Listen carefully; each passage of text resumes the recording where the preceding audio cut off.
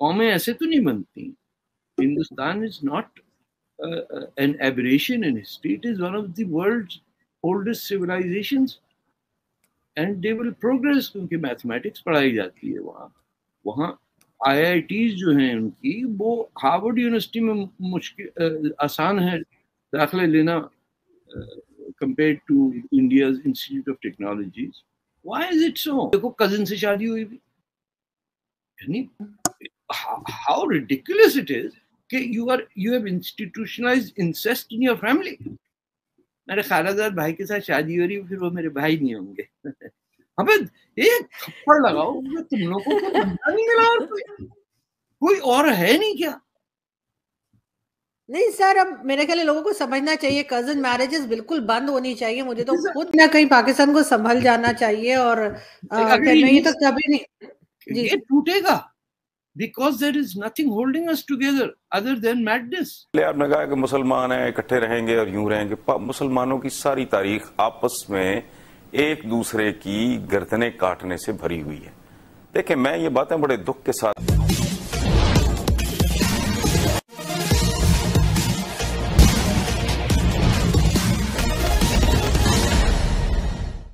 पाकिस्तान के लोगों को धीरे धीरे यह समझ में आने लगा है कि भारत से अलग होना उनकी एक भूल थी।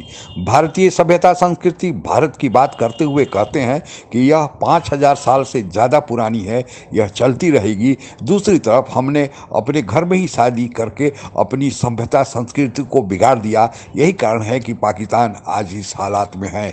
आइए इसी चर्चा को आगे बढ़ाते हैं। कौमें ऐसे तो नहीं बनती। Hindustan is not an aberration in history. It is one of the world's oldest civilizations and they will progress क्योंकि मैथमेटिक्स पढ़ाई जाती है वहाँ IITs जो हैं उनकी वो हार्वर्ड यूनिवर्सिटी में मुश्किल आसान है दाखिला लेना compared to India's Institute of Technologies. Why?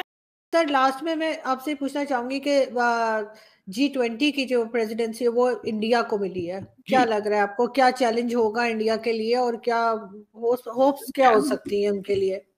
कोई चैलेंज नहीं उनको। the fifth largest economy in the world. By the time the next G20 is held in northern Jammu Kashmir, कहाँ लद्दाख में हो रही है शायद बेस, जी, far ahead. आप तितर बितर लोन माफ करवाने के लिए कटोरा लेके घूमते रहेंगे, वो कटोरे बनाने की फैक्ट्री बने हुए, वो एड लेते नहीं है डिजास्टर में। अगर आपको याद हो देखो सुनामी आई थी क्या, they refuse to take any outside. देखो कजिन से शादी हुई भी, यानी हाउ रिडिकुलस इट इज कि you have institutionalized incest in your family. मेरे खालाजाद भाई के साथ शादी हो रही है, फिर वो मेरे भाई नहीं होंगे। अबे एक थप्पड़ लगाओ, तुम लोगों को बंदा नहीं मिला और कोई और है नहीं क्या? नहीं सर, अब मेरे ख्याल लोगों को समझना चाहिए कजन मैरिजेस बिल्कुल बंद होनी चाहिए। मुझे तो खुद बहुत बुरी लगती है। It is a physiological disaster and you're committing suicide.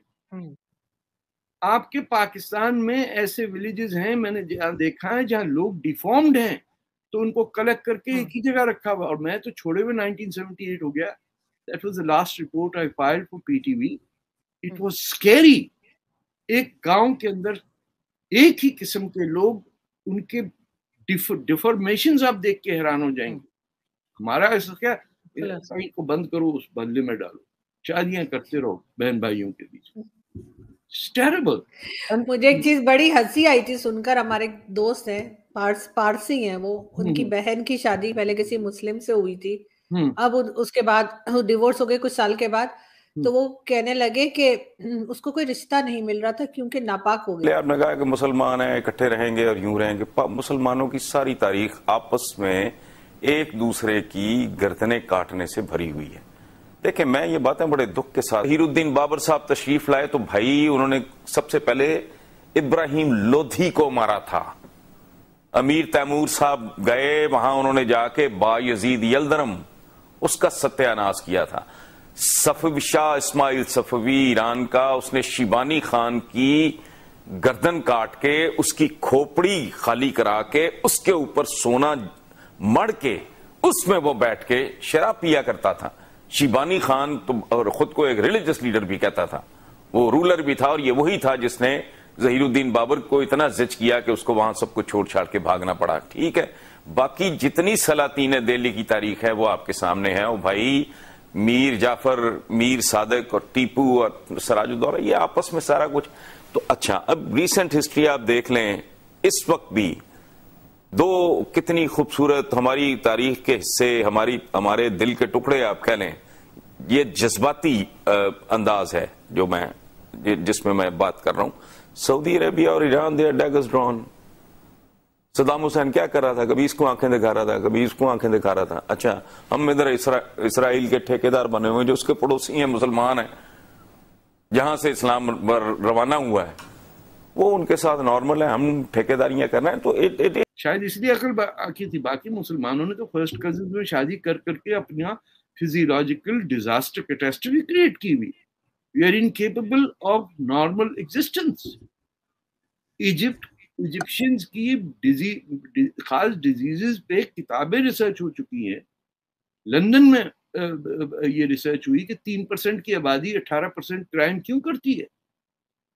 हमने कुर्बानी दी है। अब क्या कुर्बानी दी, भाग के पाकिस्तान बनवा दिया, वोट दिया मुस्लिम लीग को, हिंदुस्तान के टुकड़े करा दिए, ये तुम्हारी अकम्पलिशमेंट है। जो तारीख में नहीं कभी डिवीजन हुई वो तुमने करा, बाजू काट दिए बरतानिया के कहने पे। और जिन्ना साहब कह रहे हैं कि मैं आ रहा हूँ रिटायर होने, मेरा घर किसी देसी को किराए पे नहीं देना। उन्होंने नेहरू जी को लिखा कि please rent out my house to European. मगर ये तो कहते हैं कि अंग्रेजों ने किया, डिवाइड एंड रूल का जो कहा जाता है, वो तो अंग्रेज थे ना। तो अंग्रेज नहीं तो हायर किया जिन्ना साहब की, तो 26 फ्लैट थे लंदन में। ये तो लैंडलॉर्ड बने हुए थे, इनको बुलाया गया 46 के इलेक्शन में, डायरेक्ट एक्शन डे कराया गया। ये मास्टरपीस लोग हैं। और फुटपाथ पे सोने वाले बिहारी हिंदुओं को मारने को कहा ताकि उनकी डेड बॉडीज पटना जाए, तो पटना के अंदर फिर मुसलमानों पे हमला हो, फिर वहां से आए तो हम दंगा करें। डायरेक्ट चर्चा में जो कहा गया है यह हकीकत है।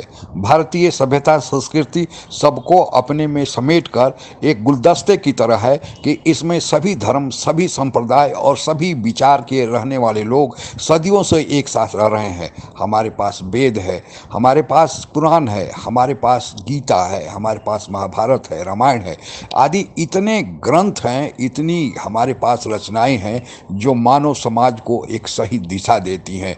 ऐसा नहीं है कि दूसरे धर्मों के जैसा केवल एक ही उन लोगों का ग्रंथ है या एक ही धार्मिक पुस्तक है और उसके बारे में समझा जाता है। वे लोग जैसा दावा करते हैं कि वे इसमें विज्ञान, समाजशास्त्र, राजनीति शास्त्र सब इसी एक ग्रंथ में है, जबकि भारत में ऐसा नहीं है। हर एक विषय के लिए, हर एक सब्जेक्ट के लिए अलग अलग धर्म है, हर एक अनुयायियों के लिए अलग धर्म है। जिसको जो अच्छा लगता है, बस शर्त यही है कि मानव विकास की बात हो, मानव को आगे अपने जीवन पथ पर बढ़ने की बात हो। और हमारे सारे धर्मों में जो भारत से उदय हुए हैं, जिन्हें इंडिक धर्म या इंडिक रिलीजन कहा जाता है, जिसमें सनातन, जैन और बौद्ध आते हैं, सिख आते हैं, इन सब में एक ही बात है, वसुधैव कुटुम्बकम, भाईचारा और मनुष्यता को साथ आगे बढ़ना।